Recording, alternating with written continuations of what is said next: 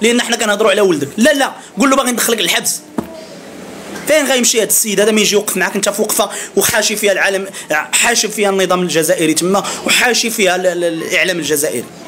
فين باغي انت تصيفطوا بنادم؟ غيجي راجع هو في الطياره زعما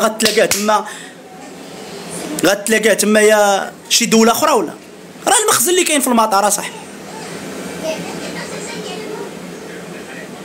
واش صاحبي كتفكروا شنو كتقولوا ولا كتخوروا هنايا؟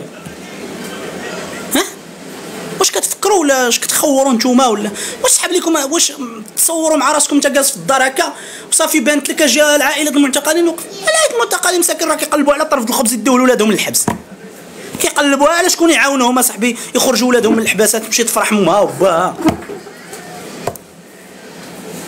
خليونا حنا غرقنا، خشينا رجلينا في الحنه، انا مقتنع خشيتي رجليك في الحنه الله يسهل عليك اخويا، الله يسهل على اي واحد، اختار شي طريق الله يسهل. كان جمهوري، كان حراكي، كان ميريكاني، كان ما نعرفش شنو بغا يكون، ولكن اخويا راعي شويه الله عز وجل اللي خلقك، راعي لربي اللي خلقكم، راعيوا لسيدي ربي اللي خلقكم، راعيوا لربي اللي خلقكم، راعيوا ليه، راعيوا لسيدي ربي، راعيوا لذاك السيد اللي كيضرب 20 عام د الحبس، راعيوا لذوك العائل، دوك الناس اللي كيضربوا 10 سنين و15 عام د الحبس. اصاحبي راه بنادم عرفتي شنو هي كتقلي بيضه في الماء؟ واش في راسكم باللي الحبس كتقلي بيضه في الماء؟ بيضه كديرها في الماء. واش اخبارك اصاحبي كتنوض مع 6 د الصباح باش تعمر براد ديالاتي باش تشربوا مع 12؟ واش اخبارك ملي كيبغي يهضر مع مو ولا باه 5 دقائق في السيمانه؟ واش اخبارك انت اللي جالس في الدار كتنوض دير سباكيتي ولا كتنوض دير بطاطا تسلقها وتجي تجلس في التيك توك ودا تهضر ودا تفرض اشياء على الناس؟ واحد اخر مسكين كيطيب سباكيتي كيتسناها 4 السوايع باش طيب باش ياكلها. واش اخبارك اصاحبي ملي كيبغي يهضر مع مو ولا باه واحد واقف له على راسو كيقيد له شنو تقول شنو ما تقولش؟ واش اخبارك اصاحبي الزياره في السيمانه كيدير فيها 4 ساعات؟ واحد كيحضن بنته هكا 4 ساعات، 4 ساعات كيحضن بنته هكا، 4 ساعات كدوز بحال الماء، اسبوع هو كيتسنى فيها، اسبوع اصاحبي هو كيتسنى في ديك 4 ساعات باش يحضن بنته. انت اللي بنتك ولا ولدك ناعس حداك يحضن ميمته، انت اللي امك وباك كتجيبها تسارى في اوروبا، كتجيبها تسارى في اوروبا وتسارى في دول العالم. واحد كيحضن ميمته 4 ساعات، اسبوع هو كيتقلب في المنطقه. اشنو اجي نقول لك؟ اجي ندخلك للحبس، ما قديتينيش انت كضرب 20 عام، اجي حتى باك ندخل دين ربو للحبس.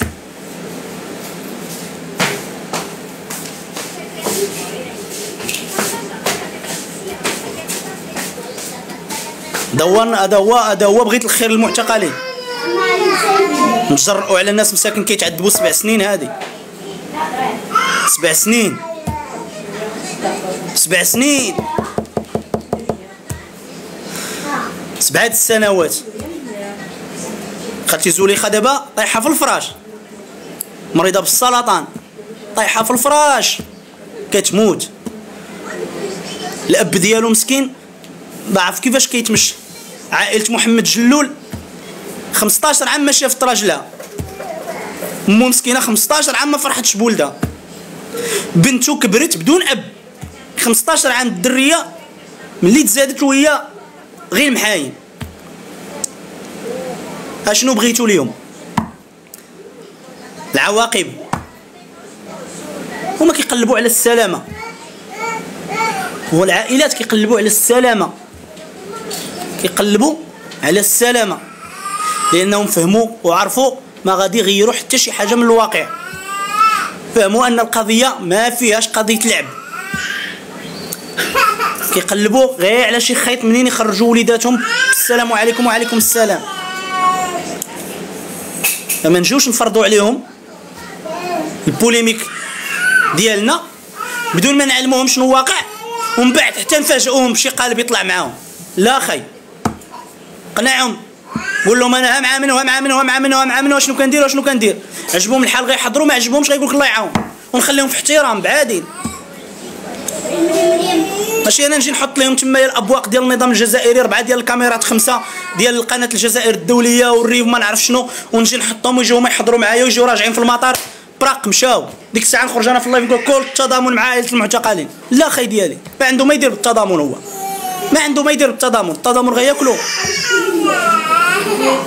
واش التضامن غياكلو؟ ما تزايدوا علينا ما نتزايد عليكم. ما كنهجموا على حد، ولكن خليو العائلات المعتقلين في الثقه.